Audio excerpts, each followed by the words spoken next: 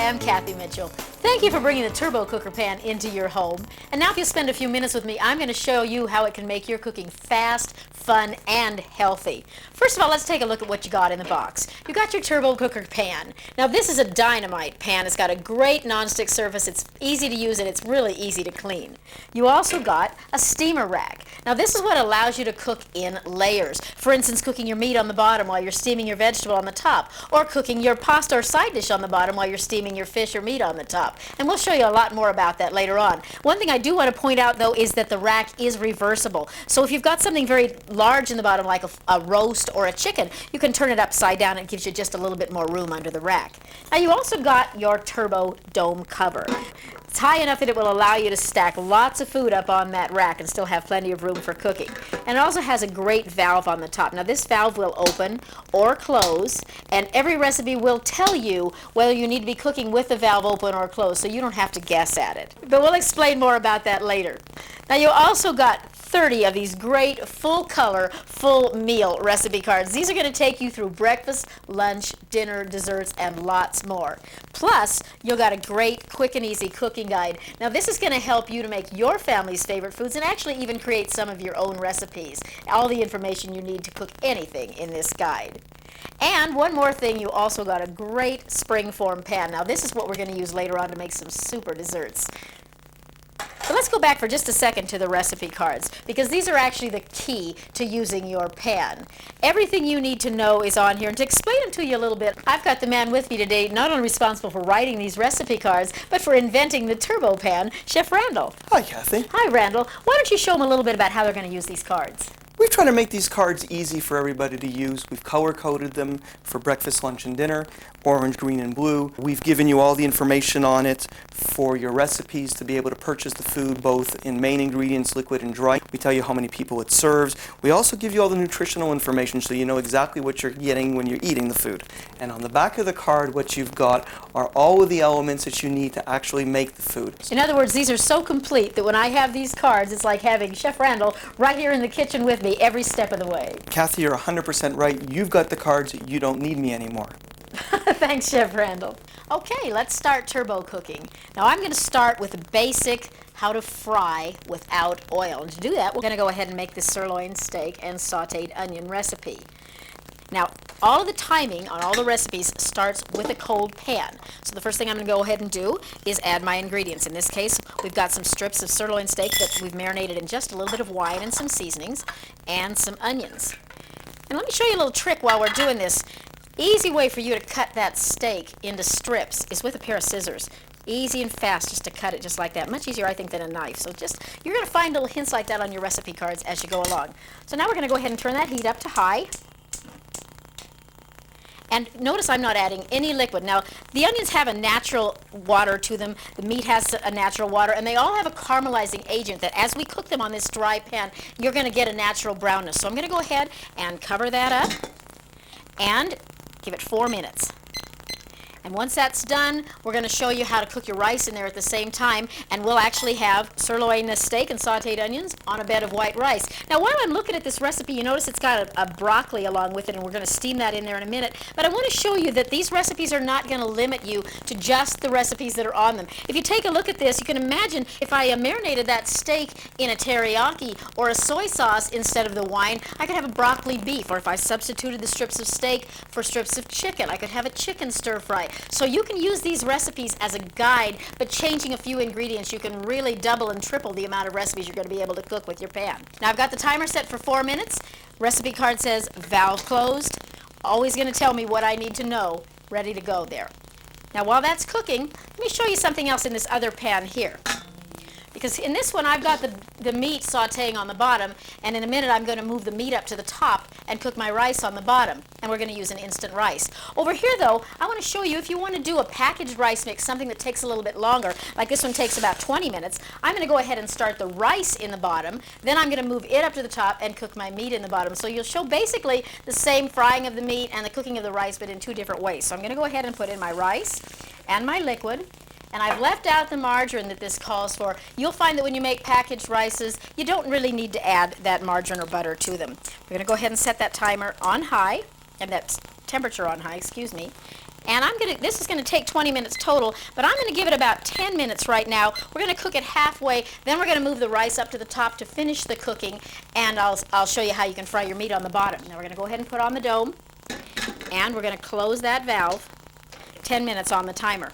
All right, now while these are cooking, let's talk about a few handy things that you've probably got in your kitchen right now that you're going to be able to use with your turbo cooker. I talked about after that rice is about halfway cooked, I'm going to transfer it to a bowl and move it up to the steam rack. So what about a bowl? You can just about use anything you've got, whether it's metal or ceramic or glass or even a hard plastic. These will all work inside your pan. Now you're also going to find it's handy to have a kitchen fork around, because this is what you're going to use to lift up your rack, and I'll show you that in just a couple of minutes. All right, I have about 7 seconds left on the timer, so I'm going to get my water ready because I want to show you that once the timer goes, you're going to see the brownness we're getting around here, and I'm going to go ahead and add that 1/4 cup of water that it calls for. And now when I stir this around,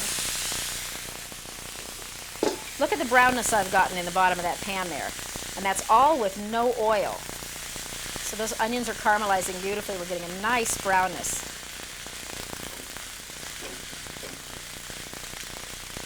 Now, recipe tells me to give it just a couple more minutes on that side. So get that meat on the other side. And I think this one's just about ready to move over. Yeah, I've just got about 27 seconds here. Now you can see that still has a little bit of the liquid left in it.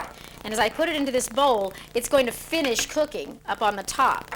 So I'm going to go ahead and transfer it into a bowl. And here's where you can see that wonderful nonstick surface really comes in handy, because this pan is practically clean in the bottom, just like that, just a couple of grains of rice. All right, so while that rice is going to cook on the top, now I'm going to go ahead and cook my meat in the bottom. And in this case, I've got some pork chops and a piece of chicken. Just lay them right in the bottom. Go ahead and season them with whatever you like, whatever your favorite seasonings are. We're going to set that steamer rack in there. I'm going to place the rice right up on the top. And I'm going to add about a 1/4 cup of water right around the edges there. Remember, we're frying with no oil. Remember, your recipe is always going to tell you whether your valve needs to be open or closed. So in this case, I'm going to leave that valve closed. Now, our meat should be just about browned over here. And I'm going to grab this spatula. Look at that beautiful brownness I've got without adding any oil to that. Now in this case, I'm going to go ahead and transfer that meat to a bowl. It's ready to eat. And that's going to stay warm on the top while I make my rice and my broccoli. Now if you wanted to wipe out the pan, you could, but in this case I'm going to go ahead and leave those drippings in there because that's going to help to add to the flavor of my rice. So I'm going to go ahead and add 2 cups of water and 2 cups of instant rice, and that's just going to take about 5 minutes. I'm going to lower the temperature a little bit. Place my steamer rack on the top, put my cooked meat and my vegetables. We're going to steam the broccoli at the same time. So we're going to be cooking rice, steaming broccoli, and keeping our meat warm and ready to serve. Cover on, valve closed. And that just needs 5 more minutes, and that'll be ready to eat. Okay, this meat's ready to turn now. So we're just going to lift off the steam rack. And we're going to turn those pieces over. Now look at the brownness I've got. Again, with no oil in there. I am, though, going to add just a little seasoning on the top. And a little more water to keep that steam going. Because now I'm going to steam my vegetables. Just a couple of tablespoons there, just around the edges. Keeps that brownness in there. We'll put that rack back on. And we're going to go ahead and add our broccoli here. See, that rice is coming right along. It's just about finished. So I can add my broccoli. And you know, you can do any kind of vegetable you want. You're not locked into broccoli. If you like green beans or carrots, whatever your family likes, it's going to steam right along with that rice finishing cooking right there on the top. And that's about 5 minutes from ready to serve. Okay, there's the timer. That means our dinner's ready to serve. And there's our steamed broccoli and our beef. And underneath is our rice. So let's get it plated up here. Move this off of here. And we'll go ahead and serve up that rice. And you can see it's fluffy and perfectly done.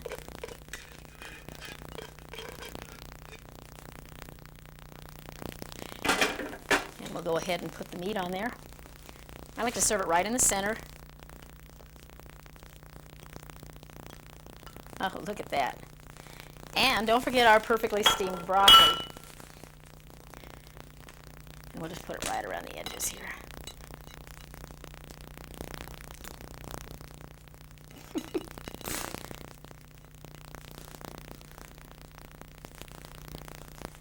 Okay, now our other dinner's ready too. Here's our pork chops. That's a man-sized portion of pork chops. And that chicken, and look at the beautiful brownness we got. And remember, there was no oil added to do those meals.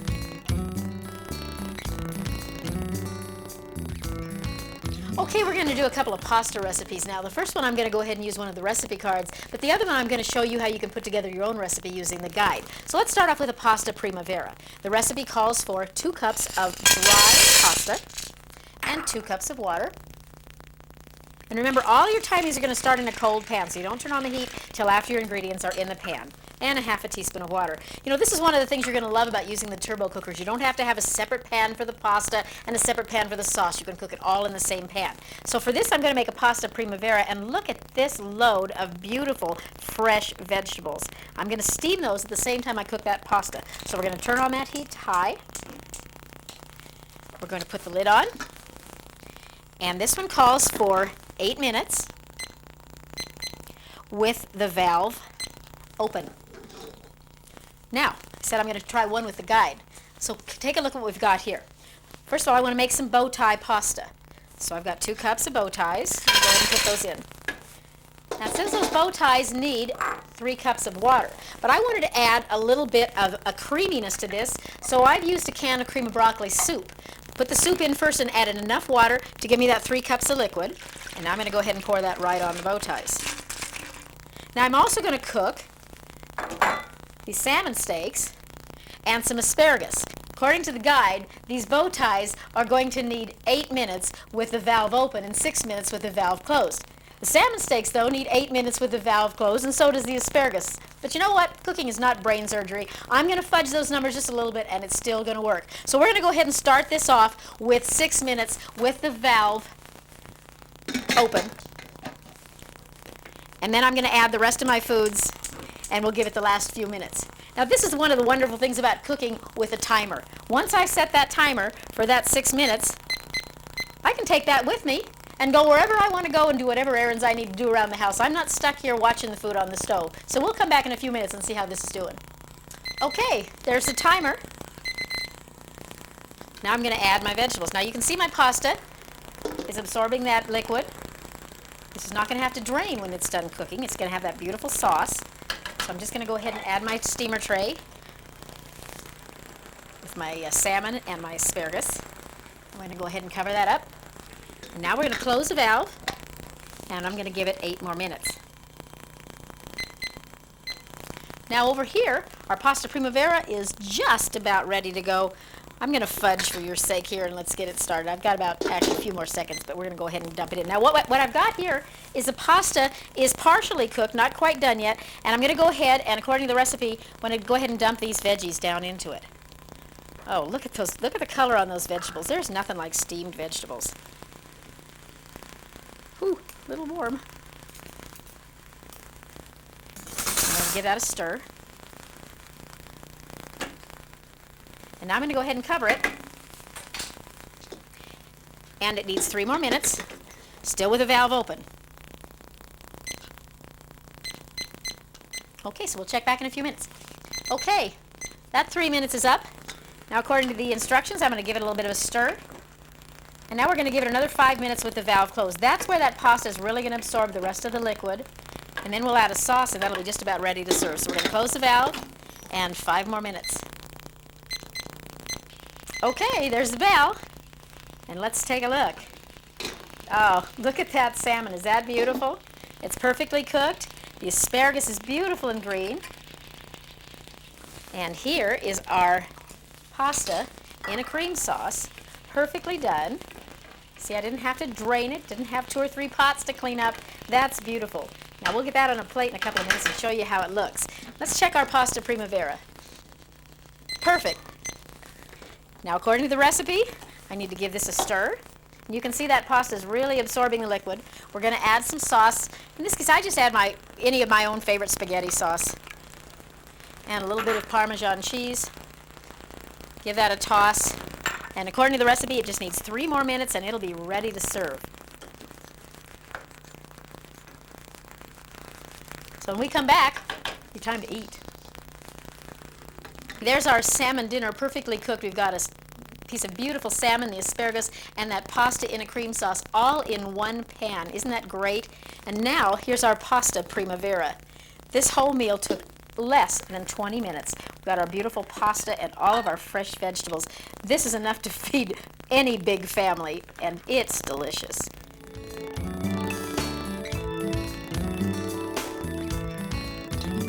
Okay, I wanted to do something with ground beef to show you how to deal with that. So for that, I'm making the beef taco casserole that's on your recipe cards. And this is one of my family's favorites. It's an all-in-one casserole with a great Mexican flavor. Now, I've browned the ground beef in the pan, and I want to show you, when you deal with ground beef, you're always going to have a little bit of fat left over after you're done. And rather than dirtying up something else to drain it, here's a quick and easy way to get that excess fat out of there. Just take a couple of paper towels, tilt that pan so the fat drains to one side, and just use those paper towels, kind of swish them around with your spatula, and that'll take all that excess grease right out of your pan.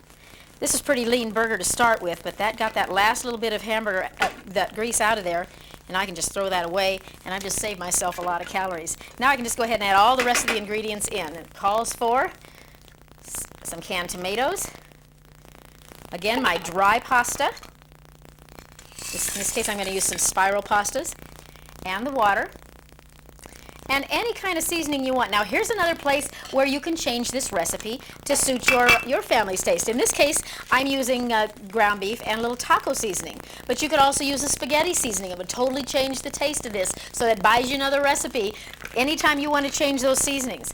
Now all I do now is stir that up.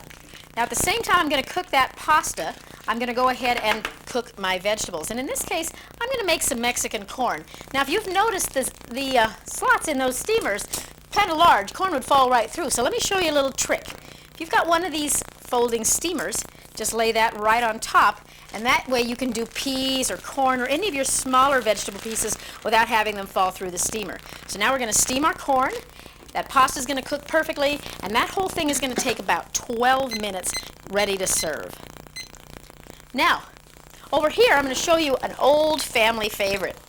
And again, this is something that there's no recipe card for, so I want to show you how you can adapt your own family recipes. This is a recipe my mom made all the time. It's for kind of a chicken paprika stew, goulashy kind of thing. It doesn't even have a name, it's so old. So I'm going to start off with some chicken, and we're just going to put in these are thighs in this case, and we're going to go ahead and put the lid on. And those need to brown on high heat. I've not added any oil to it. Those are going to brown for 3 minutes. So we'll come back in a few seconds and check on those. Okay, there's the timer. Means our chicken should be brown. Whoa, that smells great. Now I'm going to add some seasoning to it. In this case, a little paprika and some garlic. And then we're going to just give it a little stir here. Look at the beautiful brownness we're getting in there, and again with no oil.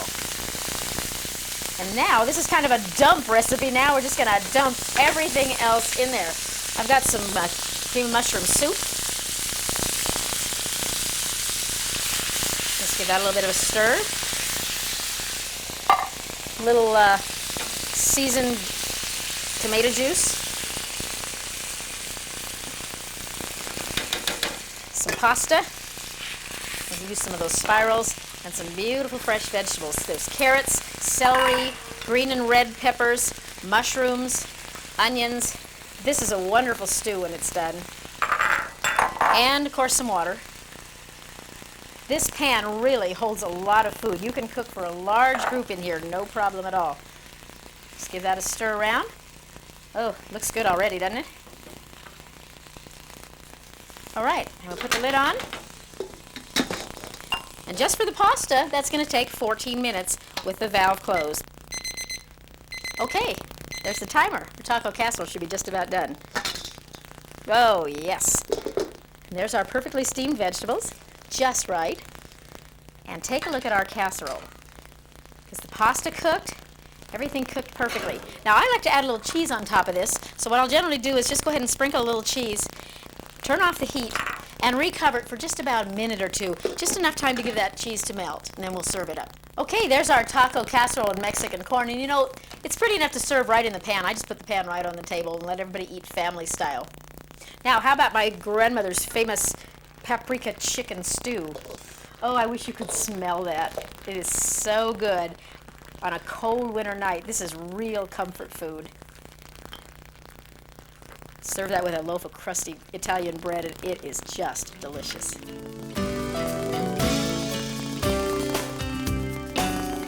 Okay, I promised you some baking, and let's start with one of my all-time favorites, because this is cherry cola cupcakes. Bakes right in the pan on top of the stove in 10 minutes from start to finish. A lot of times what I'll do is when I take my meal out of the pan, I'll just rinse out the pan and just put this on to cook while we eat dinner, and then dessert's ready when we're done. So what I start with is just one of these small chocolate cake mixes. I've got it in the bowl here. Here's the secret though. Instead of the water, I'm going to add 1/2 of a cup of diet cola. Now you can use any kind you want, and the egg, and just give that a quick mix. Now the other secret is that in the bottom of the pan, I'm going to make a hot cherry topping. So what I'm going to put in there is 1 can of cherry pie filling, and the rest of that can of Coke. Now what's going to happen is I turn this on. This is going to come to a boil, and that's going to provide the steam I need to bake my cupcakes. It's also going to boil down into a nice thick sauce that I can serve right on top of those cupcakes when they're done. So we're going to put on the steam rack, and I've just got a 6-cup muffin pan that I've sprayed with a little bit of nonstick spray.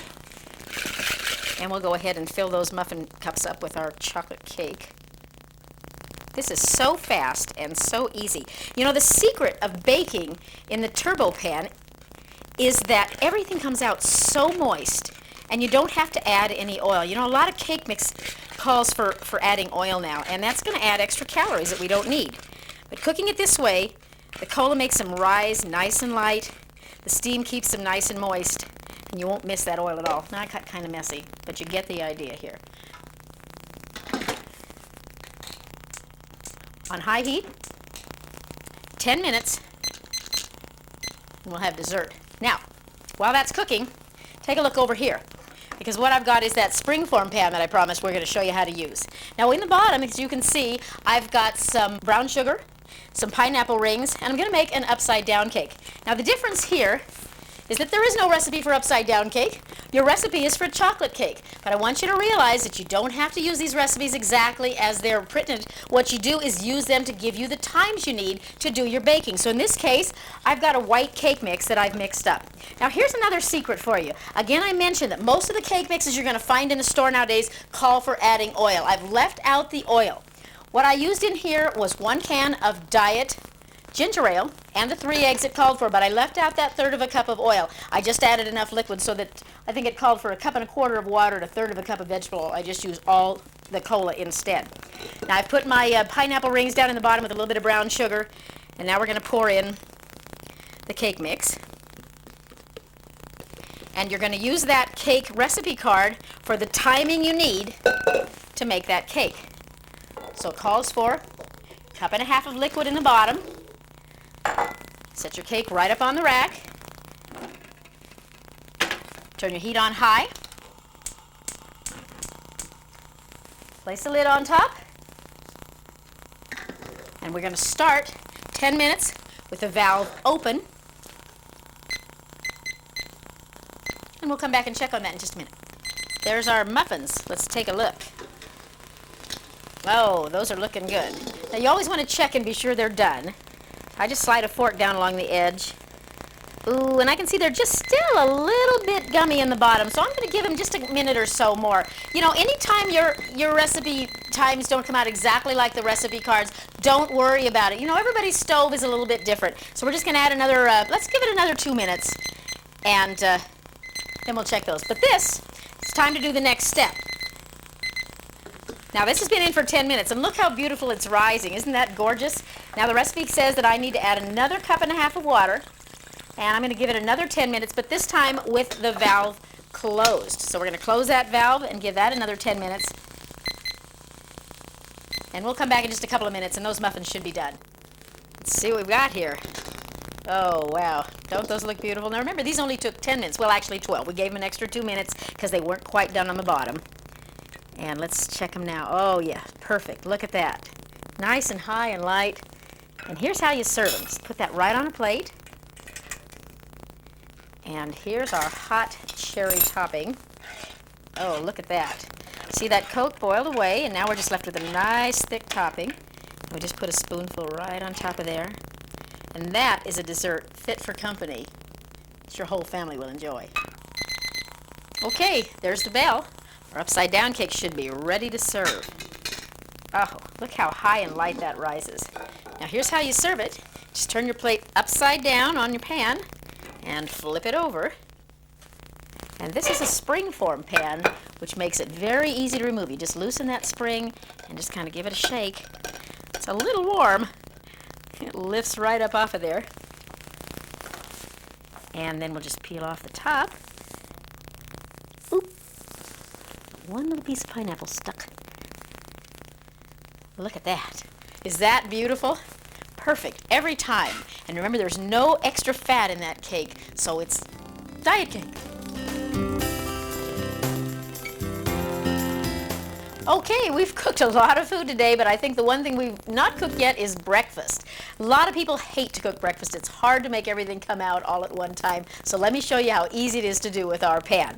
We're going to start with eggs. Now, if you have an egg poacher like this, let me show you how simple it is to use. All you have to do is crack your eggs into the little wells.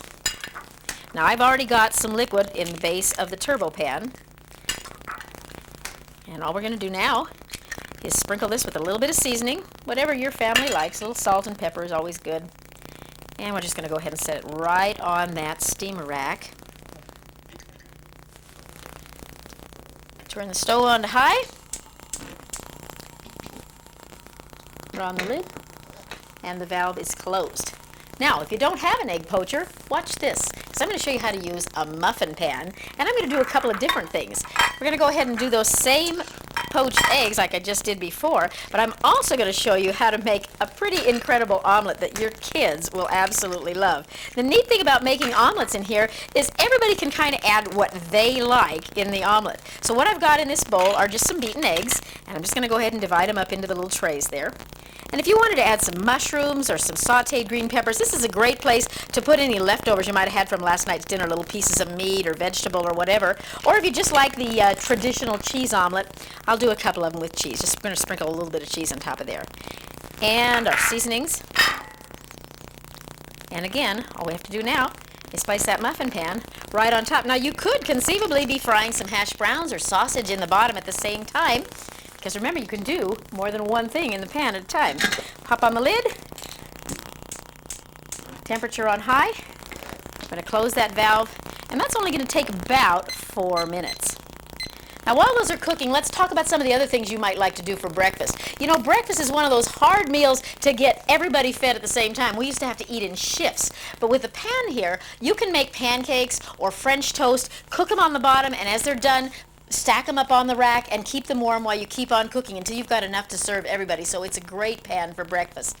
Now, a couple of things I want to talk about while we're waiting for this food to get done.